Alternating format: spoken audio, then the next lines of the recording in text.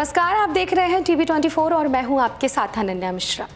लोकसभा का सत्र चल रहा है और इस सत्र में हर रोज किसी न किसी विषय पर हंगामा भी हो रहा है। पक्ष विपक्ष एक दूसरे पर वार करते हुए भी नजर आते हैं। ऐसे में कोई एक टॉपिक पब्लिक में इस कदर चर्चा का विषय बन जाता है जो चारों तरफ हंगामा मचा देता है। बीते दिन बिल्कुल ठीक ऐसा ही हुआ। सदन में राहुल गांधी हिंदुओं को लेकर एक बयान दिए जिसको लेकर इस वक्त चारों तरफ हंगामा मच गया है। बीजेपी के कार्यकर्ता जगह जगह राहुल गांधी के पुतले को जला रहे हैं, विरोध प्रदर्शन कर रहे हैं। बीजेपी के कार्यकर्ताओं का साफ साफ कहना है कि राहुल गांधी सदन में हिंदुओं को लेकर जो बयान दिए हैं वो पूरी तरीके से गलत है। वहीं राहुल गांधी के बयान पर प्रधानमंत्री नरेंद्र मोदी ने भी सदन में खड़े होकर कहा कि बेहद ही यह गंभीर विषय है। अब क्या है पूरा मामला, आपको हम विस्तार से बताते हैं। राहुल गांधी ने सदन में अपने भाषण की शुरुआत हाथ में संविधान की कॉपी लेकर की, लेकिन बीच भाषण में ही उन्होंने भगवान शिव की तस्वीर दिखाते हुए जो टिप्पणी की उस पर सदन में हंगामा मच गया। बीजेपी के सांसद राहुल गांधी का विरोध करने लगे। प्रधानमंत्री नरेंद्र मोदी खुद अपनी सीट से उठे और कहा कि राहुल गांधी का पूरे हिंदू समाज को हिंसक कहना ठीक नहीं है। राहुल गांधी ने मोदी सरकार की अग्निवीर योजना पर भी हमला किया, बोला और कहा कि अग्निवीर सैनिक यूज एंड थ्रो मजदूर बन गया है। इस पर रक्षा मंत्री राजनाथ सिंह ने कहा कि गलत बयानबाजी ना करे, संसद को गुमराह ना करने की कोशिश करे। वहीं आपको बताते चले कि राहुल गांधी ने अपने भाषण के दौरान भगवान शंकर की तस्वीर दिखाते हुए कहा कि मोदी जी ने अपने भाषण में एक दिन कहा था कि हिंदुस्तान ने कभी किसी पर हमला नहीं किया है। इसका कारण है कि हिंदुस्तान अहिंसा का देश है, यह डरता नहीं है। उन्होंने कहा कि हमारे महापुरुषों ने यह संदेश दिया, डरो मत, डराओ मत।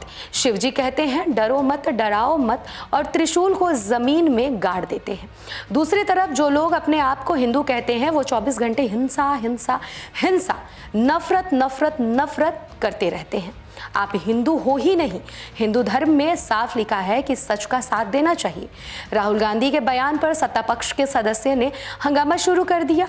इसके बाद प्रधानमंत्री नरेंद्र मोदी उठे और उन्होंने कहा कि ये विषय बहुत ही गंभीर है। पूरे हिंदू समाज को हिंसक कहना ये गंभीर विषय है।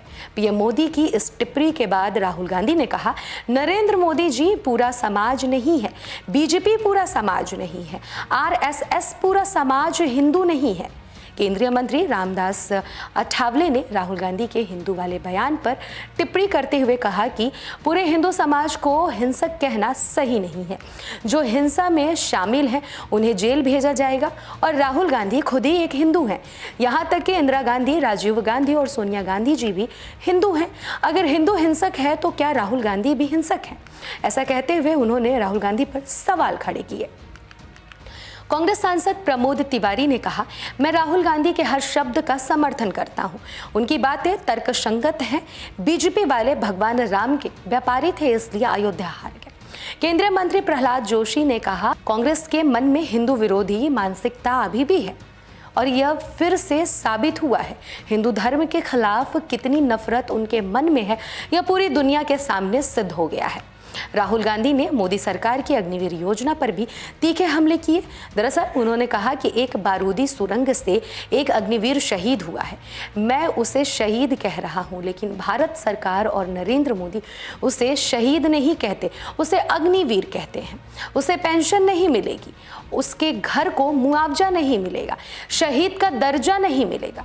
राहुल गांधी ने कहा, भारत के एक आम जवान को पेंशन मिलेगी, लेकिन एक अग्निवीर को जवान नहीं कहा जा सकता। अग्निवीर यूज एंड थ्रो मजदूर है।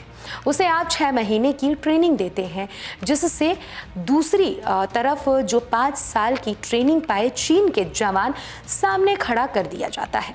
सरकार पर उन्होंने आरोप लगाया, एक जवान और दूसरे जवान के बीच फूट डाल देते हैं। वहीं उन्होंने ये भी कहा कि एक को पेंशन मिलेगी, शहीद का दर्जा मिलेगा, और दूसरे को ना तो पेंशन मिलेगी और ना ही शहीद का दर्जा मिलेगा, और फिर अपने आप को देशभक्त कहते हुए फिरेंगी। ये कैसे देशभक्त हैं? राहुल गांधी ने कहा, देश की सेना जानती है, पूरा देश जानता है, अग्निवीर स्कीम सेना की नहीं, पीएमओ की स्कीम है। पूरी सेना जानती है कि स्कीम प्राइम मिनिस्टर का ब्रेन चाइल्ड थी। स्कीम सेना का ब्रेन चाइल्ड नहीं था।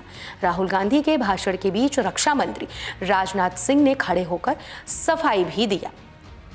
दरअसल रक्षा मंत्री ने कहा कि गलत बयानबाजी ना करें, सदन को गुमराह ना करने की कोशिश करें।